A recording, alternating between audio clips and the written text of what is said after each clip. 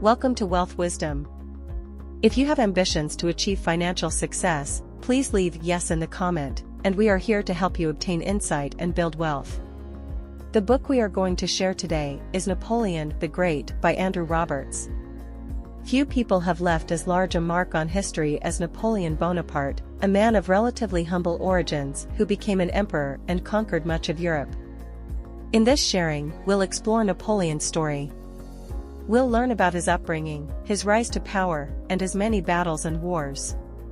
It's a long and fascinating story, so make sure you're comfy, and we'll begin.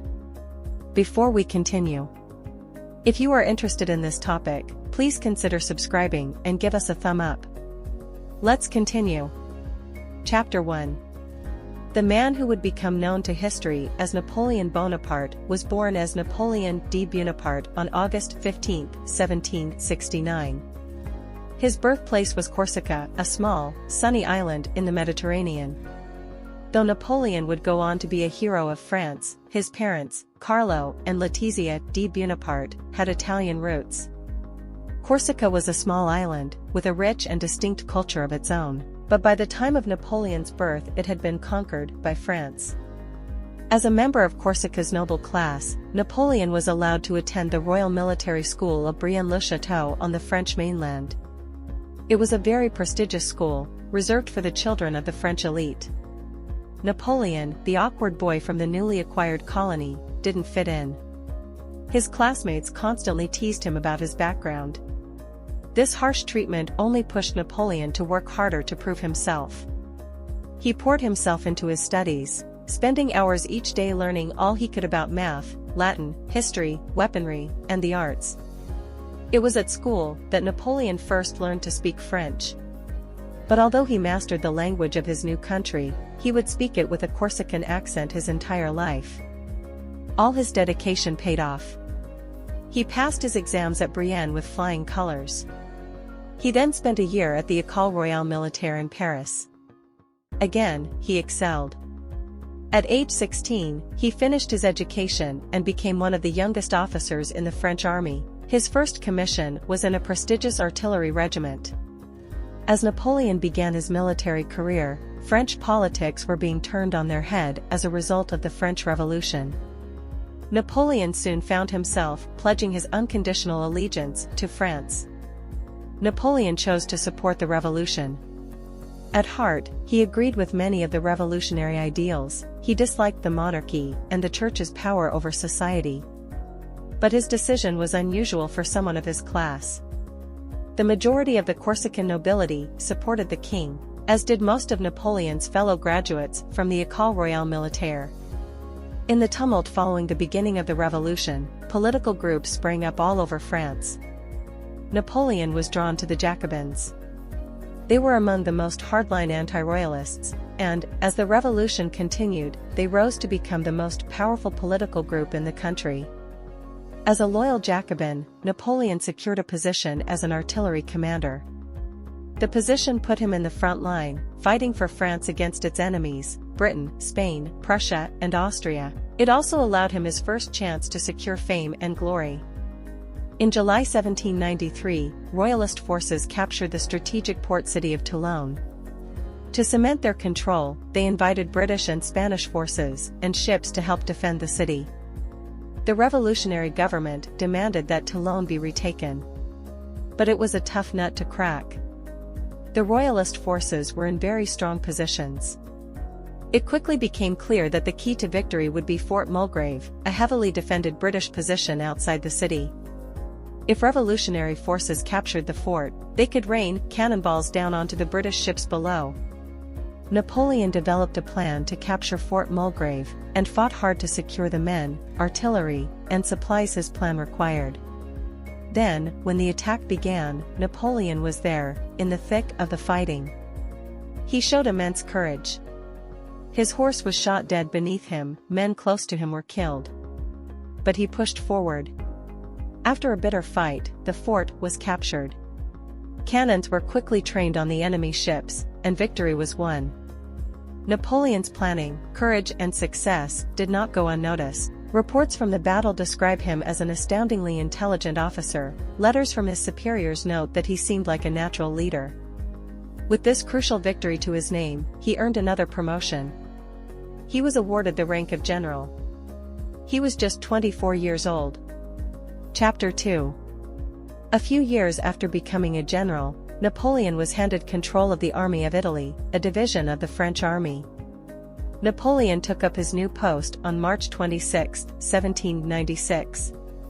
His assignment was simple: to drive Austrian forces out of Italy. He was more than ready for the job. For 3 years, he'd studied Italy, forming plans for how to advance through the landscape. He quickly worked out that if he pushed through the northern state of Piedmont, he'd be able to mount an attack and capture several key fortresses. As though this wasn't daring enough, he also planned to carry out this bold campaign while outnumbered. He would have just 50,000 French forces under his command. His Austrian and Piedmontese enemies had 80,000 troops. Despite the risk, Napoleon put his scheme into action, and it worked brilliantly. A string of victories followed. The first came on May 10, 1796, outside Milan. Using just 3,500 French soldiers, Napoleon outflanked 9,500 enemies on a bridge outside the city.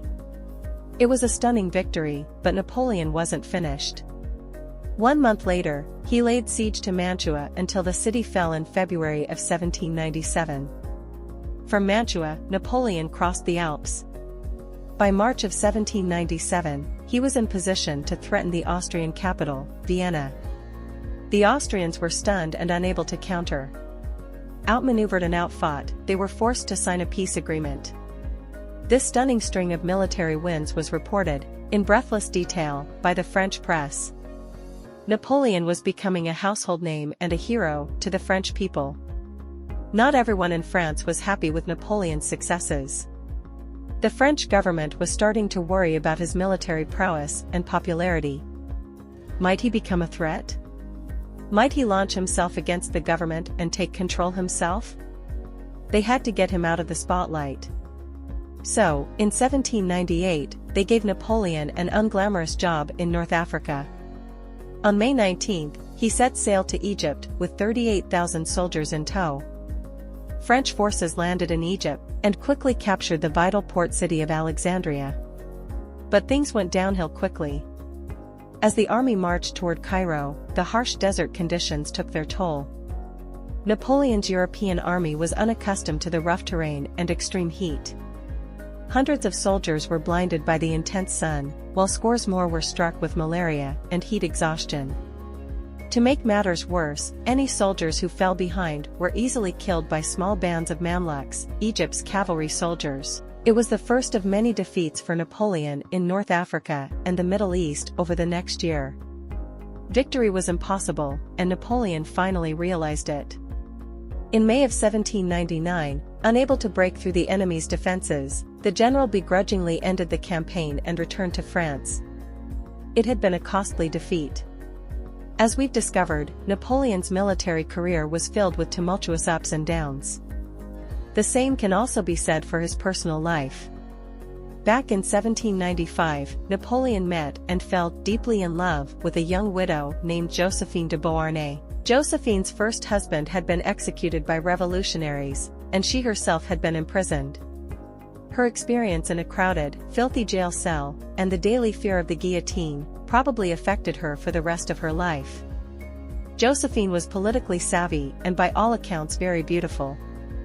Apart from her teeth, that is. She'd grown up on the sugar-producing island of Martinique, and, as a child, had busily chewed on sugar cane. This habit had left her with blackened, decaying teeth. But she didn't let this stop her, even in the image-conscious times she lived in. She quickly learned how to smile without showing them, and was pursued by many high-ranking suitors after her first husband died. Napoleon was infatuated with Josephine. And as he rose through the ranks, she began to see his strengths as a potential husband. They finally married on March 9, 1796, just days before Napoleon left for Italy. While leading his military campaigns, he would write to her constantly. Many of these love letters still exist today. There is absolutely no doubt that he loved her dearly. Unfortunately for Napoleon, Josephine's devotion wasn't as strong as his. Despite her marriage to Napoleon, Josephine loved another man, Lieutenant Hippolyte Charles. The two carried on a secret affair for years, but eventually word got out. Rumors of Josephine's infidelity finally reached Napoleon on July 19, 1798, as he was marching his army through the Egyptian desert. The news was devastating. He stopped writing to her, and began an affair of his own. Though Napoleon and Josephine remained married for many more years, their relationship never recovered. Napoleon returned from his disastrous campaign in the Middle East on October 16, 1799. Yet despite the defeat, the crowds of Paris cheered the returning general as a hero. Masses of people gathered in the streets to celebrate as he processed through the city. To anyone living in Paris at the time, it was clear why the people loved Napoleon. While he had been away fighting, the French government had been crumbling.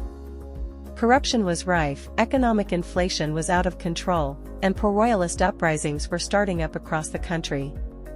What made things even worse was that, during Napoleon's absence, the French military had suffered defeat after defeat from their enemies. Napoleon couldn't help but notice the worsening situation in France, and the public's love for him. He made a plan, and began organizing men for a risky mission. The goal? Toppling France's government. Chapter 3. On November 9, 1799, Napoleon launched his coup. At first it went well, but then, on November 10, Napoleon entered the government's council chambers to announce his intentions. The council didn't agree. When the council realized what Napoleon was proposing, they couldn't hide their anger. "Traitor! Outlaw! Down with the dictator," they cried. Then things turned violent. Politicians leapt from their benches to confront Napoleon. They slapped him, grabbed at him, and screamed in his face. Napoleon quickly fled in some distress. After being expelled from the council chambers, Napoleon and his brother Lucien turned to the council guards for their support. If they could win over the 400 soldiers and their commander, they could still win the day. Convincing the guards didn't call for a carefully crafted argument. It needed something to stir their passion. So Lucien leapt on a horse, and loudly and forcibly denounced the council members as fanatics paid for by the British.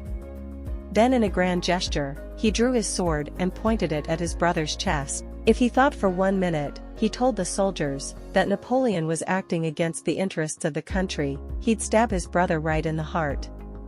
The dramatic speech worked. The guards forcibly removed the council members from their chambers. Napoleon and his co-conspirators assembled and drew up a new constitution known as the Consulate. Napoleon was given the most powerful position, First Consul. From his new position at the head of the government, Napoleon issued a series of radical reforms. He centralized the government, gave greater rights and protections to the people, and pushed measures to reinvigorate French business, all while cutting taxes. The economy soared. The first consul's rule was off to a strong start. That is, until April 1800. That spring, Austrians laid siege to a French fort in the northern Italian city of Genoa. So Napoleon gathered his army and set out to meet them. He trooped across the Alps once again, this time in the company of 51,000 men, thousands of horses, and an armory's worth of cannons. The epic mountain crossing took 11 days. The march ended in the Battle of Marengo. Once again, Napoleon's bold tactics won the day. The Austrian forces were defeated, and Austria was forced back to the negotiation table. The following peace treaty gave France all of Piedmont and Genoa, and most of the Lombardy region. Northern Italy would remain securely within Napoleon's empire for 14 years. More peace treaties followed in the next few years. The final agreement, the Treaty of Amiens, brought peace between France and its longtime enemy, Great Britain. The Treaty of Amiens was considered a political triumph for Napoleon, as he had temporarily made peace across all of Europe. This unprecedented move made the French ruler wildly popular. He was subsequently declared France's first consul for life. Then, on December 2, 1804, a coronation led by Pope Pius VII officially anointed Napoleon and Josephine Emperor and Empress of France. Napoleon used his new powers to make big moves at home. He created the Code Napoleon, a political project that would radically change French society. These codes eliminated the privileges of royalty, further separated the church from the state, and standardized education.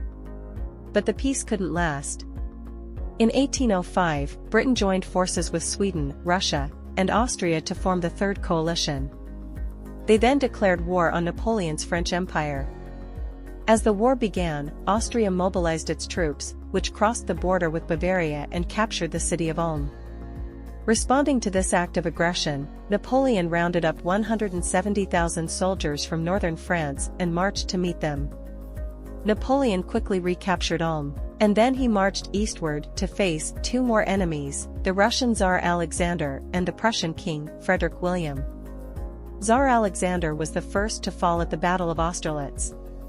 The fighting began on December 2, 1805. As the misty morning gave way to sunny skies, Napoleon launched a decisive attack. By 1 o'clock in the afternoon, he divided the Russian army in two, forcing it to retreat. From there, Napoleon turned his attention to King Frederick William of Prussia. He met this foe outside the city of Jena on the morning of October 14, 1806. The following hours saw some of the most brutal warfare of the campaign. But, in the end, Napoleon's forces won out and pushed the Prussians backward. Another victory. Through the winter of 1806, Napoleon followed the retreating Russian army east. Conditions on this march were extremely harsh. The days shortened, the temperature dropped, icy winds blew across the steppes of Eastern Europe. The French soldiers trudged through thick snow with mud up to their knees, all while suffering from hunger, cold, and exhaustion. On February 7, 1807, the French finally caught up to their enemies. A series of grisly battles followed, with massive losses on both sides. At the two-day Battle of Eylau, more than 150,000 soldiers met on the battlefield. The French lost as many as 5,000 men within the battle's first 15 seconds. Napoleon was moved to tears by the immense loss of life. Yet he regrouped and steadied his resolve. Over the next weeks, he led a series of devastating cavalry charges, finally pushing the defending force beyond their limits. In the end, the Russians lost more than 40% of their troops and sued for peace. But, with the fighting done, Napoleon was still not satisfied. Truthfully, he didn't care much about Prussia, Russia, or Austria. His true enemy was Britain. After all, the British were the ones financing the Austrian, Prussian, and Russian military campaigns against France. So, when Napoleon met his former enemies, he presented them with the Tilsit Peace Treaty. This treaty pushed a series of trade agreements known as the Continental System. The idea behind the system was to cut Britain off from the rest of Europe, which would slowly subdue Napoleon's final foe with an economic stranglehold. But things didn't quite go as planned. Chapter 4. Napoleon's continental system might have worked in theory, but in practice, it was far from perfect. For one, it was almost impossible to maintain. Sure, some nations might have promised to stop trading with Britain, but that didn't mean they actually would. And many were bitter that France had tried to interfere with their economic affairs. The Russians hated the system especially. They undermined it at every chance, much to the annoyance of the French. The goodwill between the two nations began to erode. Then, in 1810, things finally came to a head. The Tsar broke with France and joined forces with Britain. Once again, Napoleon went to war. The campaign began in June of 1812. Tsar Alexander's army fell back deep into Russian territory, while Napoleon's army of 600,000 men marched right after them. But the deeper they marched into Russia, the more dangerous things became. Over the next few months, 140,000 French soldiers lost their lives to typhus or dysentery. By the time the armies clashed at the Battle of Borodino on September 7, 1812, Napoleon's forces numbered just 103,000. During the battle alone, the French suffered another 28,000 casualties, while the Russians lost 43,000 men. Still, despite the massive losses, Napoleon pushed on. He eventually reached Moscow only to find that the Russians had abandoned their capital city. What's more, they'd set it ablaze before they'd left. Faced with a burning city and dwindling supplies, Napoleon had little choice but to turn back and attempt to get home before the vicious Russian winter arrived. This French retreat out of Russia was hell for Napoleon and his forces. Countless men starved, and the Russians closely tracked them as they retreated, capturing those weakened by the freezing weather. These captured soldiers often suffered a grisly fate. In all, Napoleon lost around 524,000 men in Russia. Napoleon never truly recovered from the devastation of his Russian campaign. His army was weak and vulnerable, and his enemies knew it.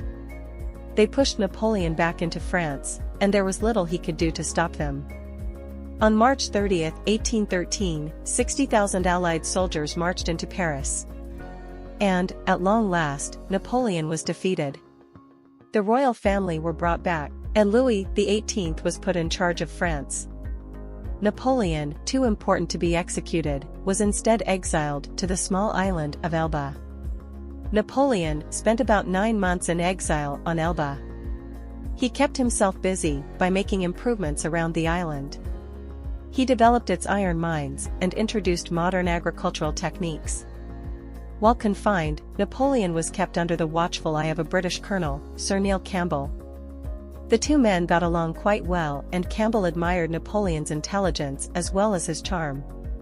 Even in exile, Napoleon followed European affairs closely. He was dismayed to see that the monarchy was dragging his beloved France back to its backward pre-revolutionary ways. He had also heard rumors they might transfer his exile to the remote penal colony of St. Helena. Rather than leave it to chance, Napoleon hatched a plan to retake the throne. He bided his time until Campbell left Elba on a short trip. Then, when the moment was right, he sprung into action. On February 26, 1815, with 3 generals and 607 men, the emperor escaped his island prison and set sail for France. A few days later, on March 1, 1815, Napoleon landed on the southern coast of France and commenced a northward march. This famous campaign, now known as the Route Napoleon, would take him over mountains and through villages, covering 190 miles in just 6 days. In the course of this journey, he encountered band after band of pro-Bonapartist soldiers who gladly joined his advance. When he and his army arrived in Paris on March 20th, they met no resistance from Louis XVIII. Rather than try to fight the famous general, the lazy king had his guards carry him to his carriage in order to flee the country. France was once again under Napoleon's rule. The very next day, the restored emperor went back to work. He drafted a new constitution that would make it even more difficult for royalist families to seize power again.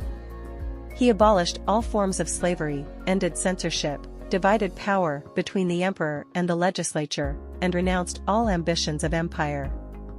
Napoleon's return to power may have been swift, but it came to an end just as quickly. On May 15, 1815, the coalition forces declared war on France once again. To face this new threat, Napoleon managed to put together an army of 280,000 men. He quickly left Paris to meet his foes for the final time. On June 18, 1815, the two armies faced off against each other on the fields of Waterloo in Belgium.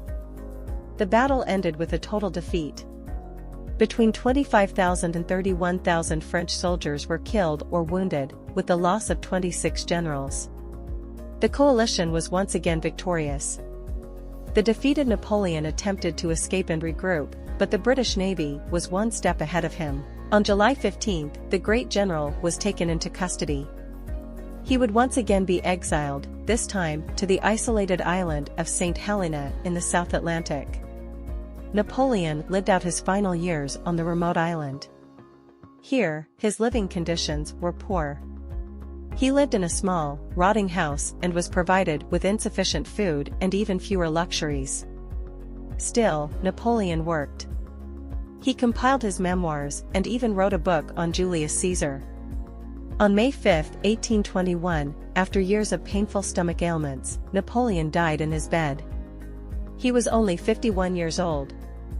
On December 2, 1840, on the anniversary of his glorious victory at the Battle of Austerlitz, Napoleon was given a proper funeral in Paris. When he was finally laid to rest, 1 million people came to celebrate the life of this heroic leader. That's the end of today's sharing. If you like our content, please give us a thumb up and share it with your friends. See you next time.